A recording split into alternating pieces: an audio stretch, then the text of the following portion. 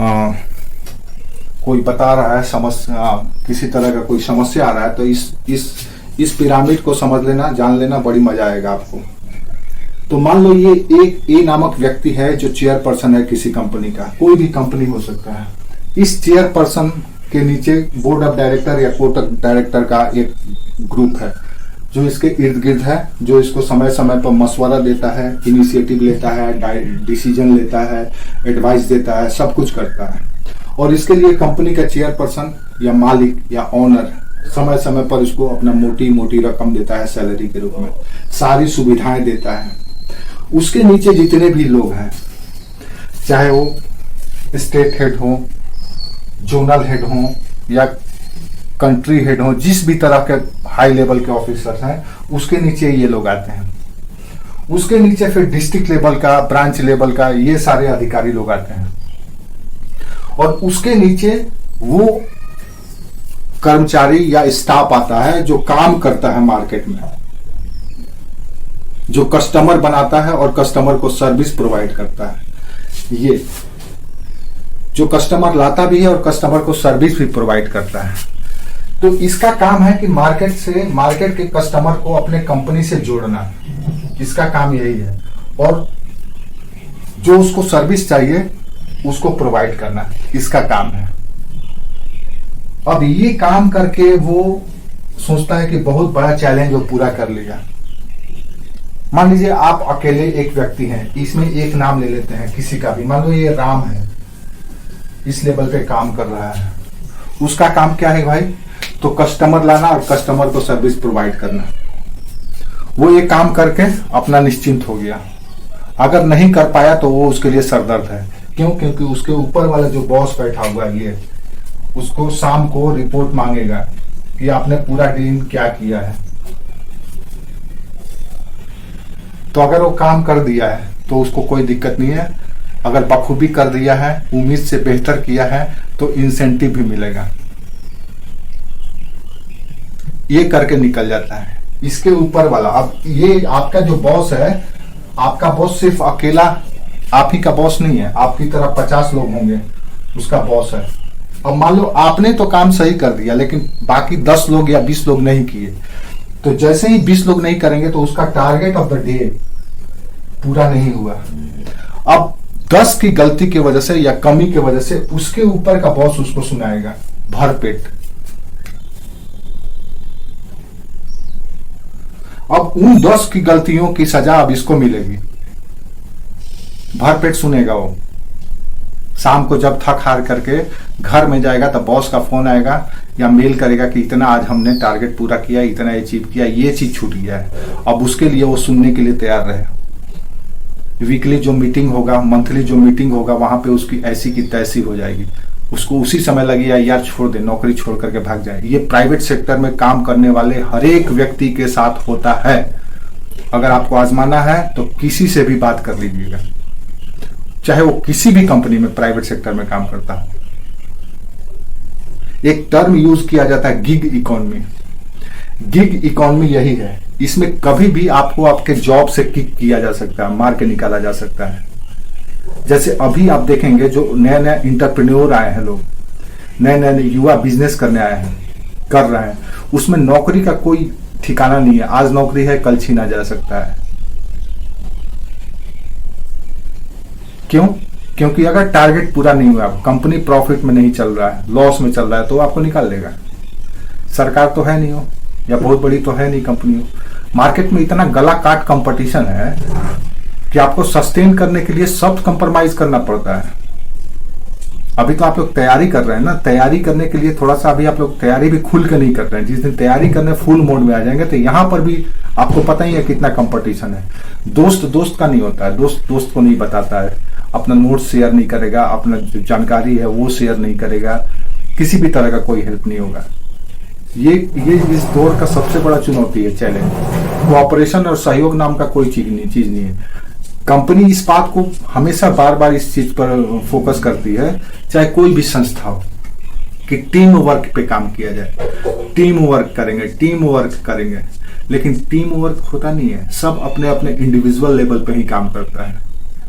क्यों? ताकि वो अपने परफॉर्मेंस के आधार पर अपना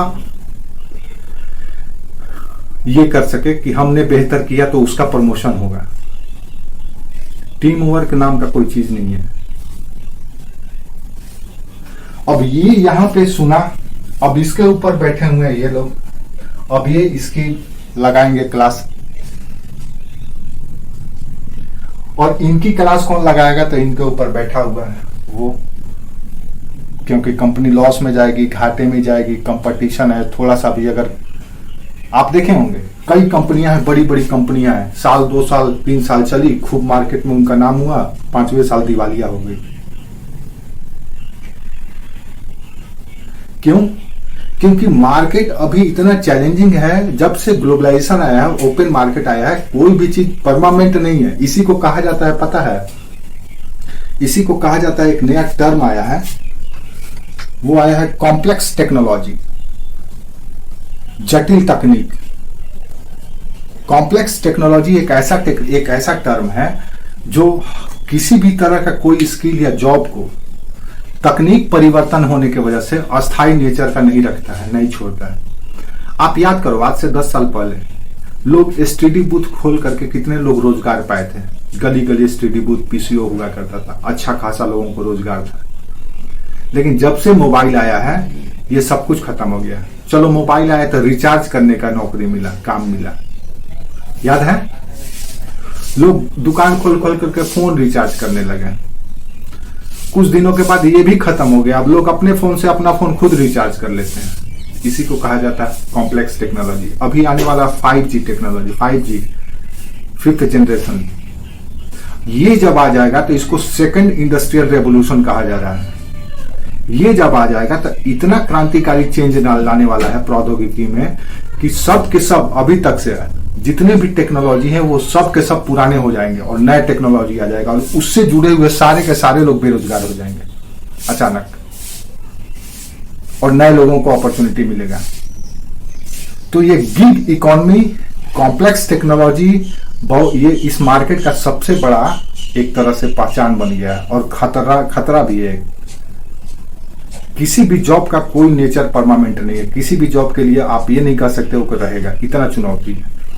तो इस फील्ड में, प्राइवेट सेक्टर में जब काम करने जाओगे तो हर एक किसी का सर का बाल ऊपर वाला पकड़ के बैठा हुआ है। शाम को हर ऊपर वाले से गाली सुनता है और नीचे वाले को गाली देता है। यही काम है प्राइवेट सेक्टर का। ये सोचता है कि हम ही शोषित हैं और पीड़ित हैं, लेकिन आपको पता नहीं है कि सबसे ज्यादा पीड़ित ये है, क्योंकि जो सबसे ज्यादा पीड़ित है वही सबसे ऊपर में है। आप सोचो, एक परिवार को लेकर के चलते हो तो इतना टेंशन में आ जाते हो, और आपके देश का प्रधानमंत्री 140 करोड़ आबादी का सरदर्द पाल करके रखा हुआ है, तो वो कितना टेंशन में है। आप 8 घंटा काम करके घर में आके चैन से सो जाते हो, और वो सिर्फ आपके अपने देश के बारे में नहीं बल्कि विदेशों के बारे में भी उसको सोचना पड़ता है कि उसके साथ कहीं मेरा संबंध न खराब हो जाए, ऐसा डिसीजन लें, ऐसा व्यवहार करें, ऐसे फायदा पहुंचाएं। तो जो जितनी बड़ा ओहदा पर, जो जितने बड़ा पोस्ट पे, उसके सर पे उतना ही ज्यादा बोझ है। आपको इस चीज को समझना होगा। आप लोग को लगता होगा कि हम पढ़ाते हैं। आप मेरे ऊपर देख लो, सिंपल सी बात, छोड़ो दूसरे को, मेरे ऊपर देख लो। आप लोगों को लगता होगा हम पढ़ाते हैं, मेरा मस्ती है, लेकिन आपको पता है आज भी हम आप लोगों से ज्यादा पढ़ते हैं। आप लोग पूरे 24 घंटा में पता नहीं 2-4 घंटा पढ़ते होंगे कि नहीं पढ़ते होंगे, लेकिन हम क्लास अगर नहीं है तो हम समझिए कि हम पढ़ ही रहे होंगे, या तो फिर खा रहे होंगे, या जो भी ये है डेली का रूटीन है वो करेंगे, या उसके अलावा हम पढ़ ही रहे होंगे। आपसे ज्यादा हम पढ़ते हैं। तो जो जितना ज्यादा ऊपर जाएगा उसके ऊपर उतना ही ज्यादा बोझ जाएगा, और उसका दिमाग भी उतना ही सटका हुआ रहेगा। आपको लगता है अरे यार उसका तो मस्ती है, कोई मस्ती वस्ती नहीं है। सोचो, अगर कोई अगर हम मान लो कोई कॉर्पोरेट या कोई बिजनेस या कोई फॉर्म हम चला रहे हैं, हमारे फॉर्म में वहां पे 20 लोग काम कर रहे हैं, हमने मान लिए मिनिमम हम 20 लोगों को 20,000 रुपया सैलरी दे रहे हैं, तो कितना हो गया? 20,000 को 20 लोगों को दे रहे हैं तो 4 लाख रुपया। यानी 4 लाख रुपया मेरे को हर महीना सिर्फ और सिर्फ सैलरी देने के लिए आना चाहिए, प्लस मैनेजमेंट का जो खर्च है वहां पे उसको संचालित करने के लिए, उस संस्था को, फॉर्म को चलाने में जो खर्च है, मान लो 2 लाख 3 लाख वो भी जोड़ लो, प्लस हमारा जो टाइम इन्वेस्टमेंट है, हमारा जो लेबर है, हमारा जो इस रिस्क है उसका, तो पता चला कि कुल मिला जुला करके हर महीना 1 मिलियन चाहिए ही चाहिए, 10 लाख रुपए चाहिए ही चाहिए। अब ये 10 लाख रुपया हमको हर महीना किसी भी तरह से लाना है। आपको क्या चाहिए? 20,000 रुपया। आपको लगता होगा यार 20,000 रुपया के लिए हम ऐसे ऐसे करें, ये करवाता है, ऐसे करवाता है, वैसे करवाता है, क्योंकि आप सिर्फ अपने लिए सोच रहे हो। लेकिन उसको यहाँ पे जो बैठा हुआ है वो उसको मिनिमम 10 लाख रुपया हर महीना चाहिए ही चाहिए। अगर आप लोग 20 लोग हैं, अगर आप लोग इस 10 लाख को लाने में सफल नहीं हो रहे हैं तो इसका हमेशा आपके ऊपर दिमाग सटका रहेगा, सब बेकार है, सब फालतू है, सब कामचोर है, किसी काम का नहीं है। उसके मन में हमेशा ये बात खटकता रहेगा। अगर आप 10 लाख रुपया हर महीना नहीं लाते हैं तो जैसे ही आप 10 से ज्यादा इसको देने लगेंगे तो आपके ऊपर एक खुश होने लगेगा, लेकिन टेम्पररी है, परमानेंट नहीं है। अगर आप घाटे में ला देंगे तो फिर नाराज हो जाएगा, वो टेम्पररी है। अगर सरप्लस दे रहा है तो सरप्लस देंगे तो कुछ आप पे भी छिड़क देगा। ऐसा नहीं कि कोई शेयर दे रहा है, कोई परसेंटेज आपको देने वाला है, कुछ नहीं। इंसेंटिव के नाम पे आपको पुरस्कृत कर सकता है, कुछ दे सकता है, सैलरी बढ़ा सकता है या इंसेंटिव दे सकता है, कुछ भी दे करके आपको खुश करेगा। अगर ये कॉर्पोरेट या प्राइवेट सेक्टर का ये हाल है, इसीलिए ये प्राइवेट सेक्टर मार्केट में सस्टेन कर जाती है, हिट होती है, क्योंकि यहां पे हर एक लेवल पे सबका रिस्पॉन्सिबिलिटी सेट है, सबका टारगेट सेट है। गवर्नमेंट सेक्टर में ये सब नहीं है। आपको काम दे दिया गया है, आप काम कीजिए, आपको सिर्फ ऊपर का निर्देश का पालन करना है, बस। हो रहा है नहीं हो रहा है उससे कोई मतलब नहीं है। यस सर करते रहिए बस, क्योंकि न तो इनको पॉकेट से देना है, न तो इनको ऊपर से सुनना है। इसीलिए लोग गवर्नमेंट जॉब में जाना चाहते हैं, क्योंकि सरकार भी प्रॉफिट मोड में काम नहीं करती है, वो वेलफेयर मोड में काम करती है। घाटा भी होगा तो जोड़ दे देगी, पैसा जाइए भाई, क्योंकि उसको चुनाव जीतना है। उसको ही पता है कि अगर हमारा घाटा है कंपनी का तो हम इनको कुछ कर नहीं सकते। नौकरी से निकालेंगे तो ये सब मेरे वोटर हैं, क्योंकि उन्हीं के द्वारा तो चुन करके वो आते हैं, मंत्री, विधायक, सांसद बनते हैं, तो कभी नहीं इनको नाराज करते हैं। लेकिन प्राइवेट सेक्टर तो ऐसा नहीं है ना। प्राइवेट सेक्टर तो प्रॉफिट और लॉस मोड में काम करती है। जहां लॉस हुआ छोड़ देगी, कर देगी आपको। आप खुद सोचो, आपके घर में अगर काम करने वाली आए, खाना बनाने वाली, कल्पना करो आप उसको 1500 या 2000 रुपये महीना दे रहे हो एक आदमी या 2 आदमी का खाना बनाने के लिए। जैसे ही अगर वो टाइम पे नहीं आएगी, आपके दिमाग खटक जाएगा। अगर गलती से कोई बर्तन साफ करके नहीं गई तो आपका दिमाग खटक जाएगा। अगर खाना बनाते समय किसी चीज का, रॉ मटेरियल का ज्यादा इस्तेमाल करेगी तो आपका दिमाग खटक जाएगा। नमक तेल ज्यादा कम पड़ गया तो आपका दिमाग खटक जाएगा। अगर उसका बिहेव आपके साथ अच्छा नहीं है तो आपका दिमाग खटक जाएगा और दूसरे का तलाश करने लगेंगे हम। आप रिक्रूटमेंट का बोर्ड लगा देंगे कि भाई मेरे को नौकरा नहीं चाहिए। आप खुद भी ऐसा ही करेंगे। ऐसा नहीं कि वो कर रहा है, आप भी करेंगे, क्योंकि आपको प्रॉफिट चाहिए भाई। आप प्रॉफिट के लिए काम कर रहे हैं। आप ही जिस फॉर्म में काम कर रहे हैं उसका फॉर्म या उसका क्लिनिक या उसका कोई भी ऑफिस अच्छा नहीं चल रहा है, पेशेंट नहीं आ रहा है, उसको लगता है कि हम पैसा दे रहे हैं, मेरा पैसा वेस्ट जा रहा है, आप हमेशा उसको खटकते रहेंगे। कहीं भी काम करेंगे तो जब वो हमेशा बिजी रहेगी, आप भी बिजी रहेंगे, तो आपका सैलरी भी मस्त, आपको आपके साथ उसका व्यवहार भी मस्त, सब अच्छा रहेगा। ये सबके साथ होता है, ये ह्यूमन नेचर है, ये किसी एक के साथ नहीं है, सबके साथ होता है। बोलो प्रीति, हम सही बोल रहे हैं? इसीलिए तो लोग गवर्नमेंट जॉब को प्रायोरिटी देते हैं। गवर्नमेंट जॉब को क्यों प्रायोरिटी देते हैं? इसी वजह से देते हैं। गवर्नमेंट जॉब में चुनौती नाम का कोई चीज नहीं है, चैलेंज नाम का चीज नहीं है। चैलेंज तभी तक है जब तक आपका नौकरी नहीं हुआ है। नौकरी पाने में चैलेंज है। प्राइवेट सेक्टर में नौकरी पाने में कोई चैलेंज नहीं है, नौकरी को बनाए रखने में, सस्टेन रखने में चैलेंज है। और गवर्नमेंट सेक्टर में नौकरी पाने में या हासिल करने में सबसे ज्यादा चुनौती और चैलेंज है। हासिल करने के बाद नौकरी को बनाए रखने का कोई चैलेंज नहीं है। तो जो चीज जितना आसानी से मिल जाता है वो उतना ही आसानी से खो भी जाता है, और जो चीज जितना तकलीफ या मुश्किल से हासिल होता है वो आपके हाथों से छूटता भी उतना ही मुश्किल से है।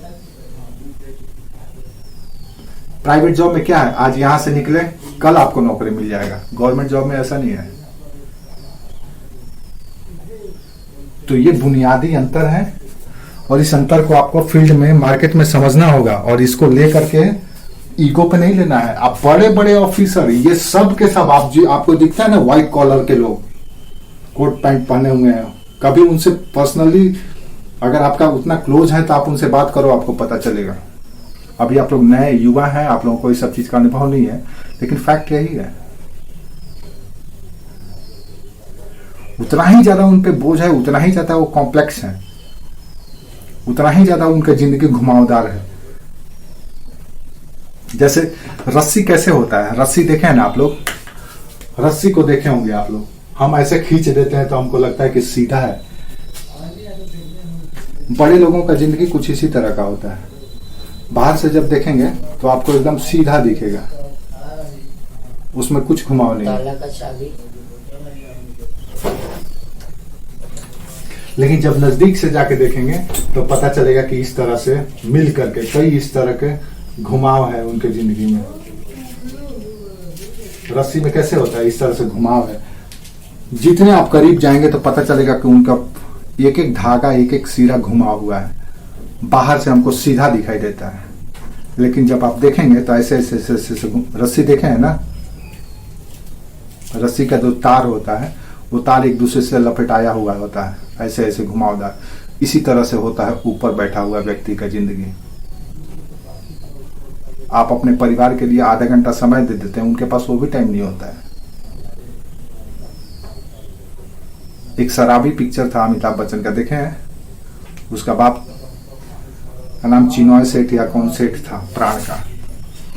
सोचो उसके बेटा के लिए टाइम नहीं होता था। बेटा रोते रहता था तो कहता था कि अरे दो चम्मच ब्रांडी पिला दो, पी करके सो जाएगा। ये स्थिति है। और जिसके पास तनाव नहीं है वो 4 घंटा काम करता है और 20 घंटा घर में रहता है। तब आप देख लीजिए। और सामाजिक प्रतिष्ठा उसी चैलेंज एक्सेप्ट करने वाले लोगों को मिलता है, आपको नहीं मिलता है। ये सब चीज अगर सुकून चाहिए तो फिर देहात धर लीजिए, वहां भी चैलेंज है। गृहस्थी में वहां भी चैलेंज है। खेती किसानी कीजिएगा तो वहां भी चैलेंज है। हर जगह चैलेंज है। आपको उससे लड़ना पड़ेगा, जूझना पड़ेगा, आपको दिल दरिया सब बड़ा करना पड़ेगा, खोलना पड़ेगा। यही सब तो आपका लेसन है लाइफ का, यही लेसन है जिंदगी का। ये लेसन समझो, सबक है ये आपके लिए। जो जितना ज्यादा ऊंचे पद का, जो जितना ज्यादा शक्तिशाली, समझ लो उतना ही बड़ा तपस्वी, उतना ही बड़ा त्यागी, उतना ही बड़ा समझौतावादी।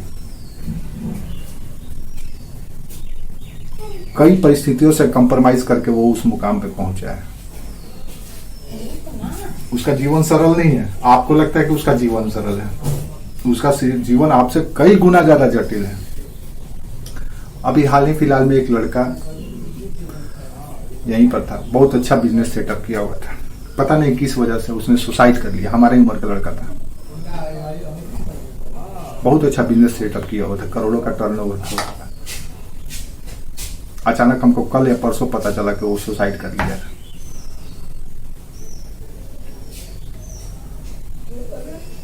तो आज जो चीज हमको बाहर से जितना अच्छा दिखता है उसमें उतना ही ज्यादा घुमाव है, उतना ही ज्यादा जटिलता है। इसलिए आप और ये सब चीज आपके लिए चैलेंज जो है वो आपका सबक है, इसको अदरवाइज मत लो। इससे अगर पार पा लिए तो मार्केट के हो जाओगे, बाजार आपको स्वीकार कर लेगा। और जहां आप इसको ईगो पर लेकर के, दिल पे लेकर के, तब हमेशा बाहर ही रहोगे बाजार से, फील्ड से। मनुष्य आज इतना आगे कैसे बढ़ा पता है? बाकी और जीव वहीं के वहीं रहे। मनुष्य एक ऐसा जीव है जो सभी जीवों पर विजय हासिल करके रखा हुआ है, सबकी सत्ता उसके पास है, सबका कंट्रोल, सबका लगाम, सबका नियंत्रण उसी के हाथ में। क्यों है पता है? कभी कल्पना की हो तुम लोग, सोचे हो? इसलिए क्योंकि मनुष्य हर एक परिस्थितियों में अपने आप को ढाल लेता है। बाजार का यह सबसे बड़ा सत्य है कि जो परिस्थितियों के अनुसार ढलना सीख गया वही सस्टेन कर सकता है, वही अडिग रह सकता है, वही खड़ा रह सकता है, नहीं तो बह जाएगा, उसका नामो निशान मिट जाएगा। मानव आज इसीलिए बचा हुआ है क्योंकि वो हर एक परिस्थिति में अपने आप को ढाल लेता है। देखो मानव, अब तुम देखो, मानव हर एक क्लाइमेट क्षेत्र में है, हर एक क्लाइमेटिक क्षेत्र में है। टुंड्रा क्षेत्र में भी है, टैगा क्षेत्र में भी है, शीत कटिबंधीय क्षेत्र में भी है, शीतोष्ण कटिबंधीय क्षेत्र में भी है, उष्ण कटिबंधीय क्षेत्र में भी है, पर्वत पे भी है, पठार पे भी है, मैदान में भी है, और अब तो स्पेस पे भी चले गया है। हर एक जगह पे है। वो अपने आप को ढाल लेता है, बना लेता है। आप किसी दूसरे जीव को नहीं रख सकते, वो मर जाएगा वो। इसीलिए हर एक स्थान पर हर जीव नहीं पाया जाता, मानव हर एक स्थान पे पाया जाता है। विरल से विरल स्थान पे मानव चला गया है, रहा भी है, अब चांद पे तलाश कर रहा है। मानव जो हम लोग कहते हैं कि चिंपांजी से विकसित होकर के मानव बना है, कैसे बना है? मानव अपने सूक्ष्म बुद्धि का इस्तेमाल करता है, संघर्ष करता है।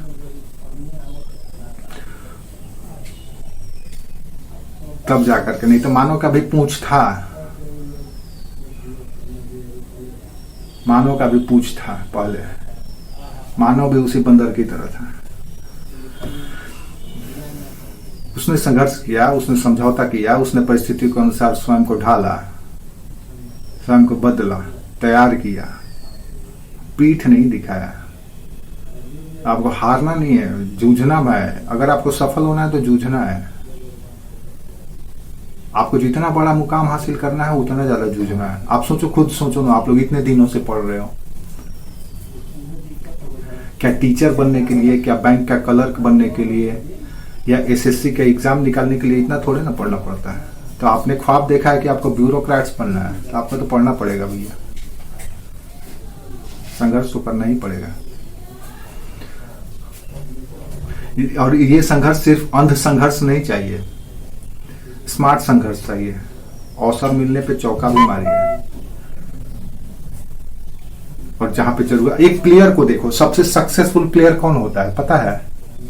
आप क्रिकेट मैच में देखे होंगे, सबसे सफल प्लेयर कौन होता है बताओ हमको। जो सफल प्लेयर है, कोई सफल प्लेयर का नाम याद है? किसी भी सफल प्लेयर का सोचो, कल्पना करो, जो सक्सेसफुल है, जो अपने कैरियर में, क्रिकेट के कैरियर में, बताओ मेरे को, उसमें क्या ऐसा चीज देखते हो कि वो सफल है? किसी का भी नाम लेकर के आप लोग बता सकते हैं। ये आपके लिए लेसन है बहुत बड़ा, इसको समझ लो। ये भूल जाओ, मार्केट में अगर तुम आई हो या आए हो तो ये भूल जाओ कि हम लड़के हैं और हम लड़की हैं। ये सब चीज हटा दो, कुछ भी नहीं है ये सब चीज। आप जो सबसे सफल प्लेयर है क्रिकेट में, मान लो हम सचिन को ही ले लेते हैं। आप कल्पना करो, सचिन के पास सभी रिकॉर्ड है। सचिन हर ओवर में 6 गेंद खेलता है। आप कल्पना करो, क्या सचिन पहले बॉल पे चौका मार देता है? क्या दूसरे बॉल पे छक्का मार देता है? क्या तीसरे बॉल पे चौका भी मारता है? क्या चौथे बॉल पे फिर छक्का मारता है? पता चलेगा नहीं। क्या करता है? हो सकता है सचिन पहले ही बॉल में आउट भी हो जाए, पहले बॉल में आउट हो जाए। हो सकता है सचिन दूसरे बॉल को रोक करके डिफेंस करके सिर्फ रोक दे, तीसरे बॉल में 1 रन ले, चौथे बॉल में मौका मिला, अवसर मिला तो चौका भी मार सकता है, 5वां बॉल मिस, 6ठा बॉल मिस। सोचो इतने बड़े स्टार खिलाड़ी जो कि अपने बैटिंग से कई गेंदबाजों का कैरियर खत्म कर दिया है, तो उसको तो ईगो पर ले लेना चाहिए था कि यार नहीं, बॉलर आया, बॉल फेंका 6 बॉल, उसके 6 बॉल में हम 10 रन नहीं बनाए या 20 रन नहीं बनाए तो फिर हम कैसा बैट्समैन है। लेकिन नहीं, बोलो हम बात गलत बोल रहे हैं कि सही बोल रहे हैं? आप लोगों को समझ में आ रहा है मेरी बात? उतना स्थापित खिलाड़ी जिसके पास 15 साल का एक्सपीरियंस है, वो भी 6 गेंद में 2 बॉल मिस कर देता है, 2 बॉल रोक लेता है और 2 बॉल में 1 रन 2 रन ही ले पाता है, तो उसको तो ईगो पर ले लेना चाहिए था। वो बॉलर जो आउट कर देता है अगर गलती से या अपने कुशल गेंदबाजी से, उसके सामने ही चीयर करने लगता है, सेलिब्रेट करने लगता है और अजब अजब तरह का फिजिकल बिहेव भी करने लगता है। तो क्या सचिन तेंदुलकर उससे लड़ाई कर लेता है? क्या सचिन तेंदुलकर उसको बल्ला फेंक करके मार देता है? पता चलेगा नहीं। वो सर झुका करके अपना चल जाता है और ये सोचता है कि अगले बारी आएंगे बेटा तो तेरा करियर खत्म कर देंगे, हम इतना पीटेंगे तुमको। तो असली प्लेयर या असली बैट्समैन वही है जो जरूरत पड़े तो डिफेंस भी करे, रोक कल के, जैसे राहुल द्रविड़ क्या करता था, वो टीम जब खतरे में पहुंच जाता था तो वो ये नहीं देखता था कि वो कितना अच्छा प्लेयर है, वो ये नहीं देखता था कि उसका कितना निजी स्कोर होगा, वो सिर्फ और सिर्फ बॉल को रोक करके गेंद को पूरा ना होने दे देता था ताकि वो स्विंग होना कम हो जाए, ताकि बॉलर थोड़ा थक जाए, थोड़ा सा ये डिस्टर्ब हो जाए और जरूरत पड़ने पे मारता था और इसी ठुक ठुक ठुक ठुक ठुक ठुक कर करके मैच जिता देता था। तो आपको भी इसी स्ट्रेटेजी भी काम करना होगा। आप ये मत सोचिए कि सब दिन होगा आप ही का एक समान, कभी भी सब दिन होत नहीं एक समान। जीवन में उतार चढ़ाव उठा पटक होता ही रहेगा, ये चलता रहेगा, यही जीवन का रीत है। सोचो, ऐसे सोचो, एक आईएएस ऑफिसर के हाथे पिटाया हुआ एक टेम्पू चालक, एक लवारिस, एक लोफर, वही जब चुनाव जीत करके आता है और मंत्री बनता है तो उस आईएएस ऑफिसर को उसके सामने खड़ा होकर के उसको सैल्यूट करना पड़ता है, चेयर छोड़ करके उठ जाना पड़ता है। उसको तो अपमान महसूस होना चाहिए था, ग्लानि महसूस होना चाहिए था, लेकिन यही व्यवहारिकता है। शेर जंगल का राजा है, लेकिन जब पिंजरे में आ जाता है तो मेमना बन जाता है बेचारा, एक इशारे पे नाचने लगता है। नहीं नाचेंगे तो जान से जाएंगे, भूखे मर जाएंगे। परिस्थिति को समझो, परिस्थिति के अनुसार व्यवहार बदल लो। ये मार्केट में अगर रहना है आपको तो ये करना पड़ेगा। जो परिस्थिति के अनुसार चेंज हुआ, समझा। आप सोचेंगे कि ये हम लोगों में यही दिक्कत है, हम इसीलिए कहते हैं, हम अपने घर के बच्चों को भी कहते हैं या सबको कहते हैं, हम लोग बबुआ बचिया वाला जो सेफ गार्ड में रहते आए हैं, हम लोगों की जो परवरिश होती है वो बबुआ बचिया वाला सामाजिक संस्कार हमको मिलता है। हमारे बचवा, हमारे बबुआ, हमारे बचिया, हमारे बिटिया, ये जो हमको संस्कार मिलता है ना, ये हमको एक सेफ गार्ड में बना के रखता है, सुरक्षा कवच में रखता है। और जैसे ही इस कवच पे अटैक होता है, जब हम फील्ड में जाते हैं, बाजार में जाते हैं, जब हम स्वयं के अपने पैर पे खड़े होने के लिए जाते हैं, तो उस पर जैसे ही अटैक होता है तो हम तिलमिला जाते हैं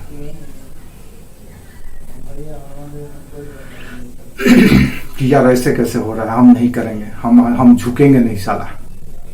ये सब फिल्मी डायलॉग है। आपको झुकना पड़ेगा। जो नहीं झुकते हैं उनको तोड़ दिया जाता है, टूट जाते हैं। जो चीज नहीं झुकता है वो टूट जाता है। फ्लेक्सिबल होना पड़ेगा आपको लाइफ में। लक्ष्य से फ्लेक्सिबल मत होइए, लक्ष्य से कोई समझौता नहीं। हम आपके गोल से समझौता करने की गांधी का एक स्ट्रैटेजी था, एक चलो गांधी पे ही बात कर लेते हैं, बहुत इंपॉर्टेंट, ये मेंस में क्वेश्चन भी पूछा जाता है। गांधी का एक स्ट्रैटेजी था, गांधी इतने बड़े मास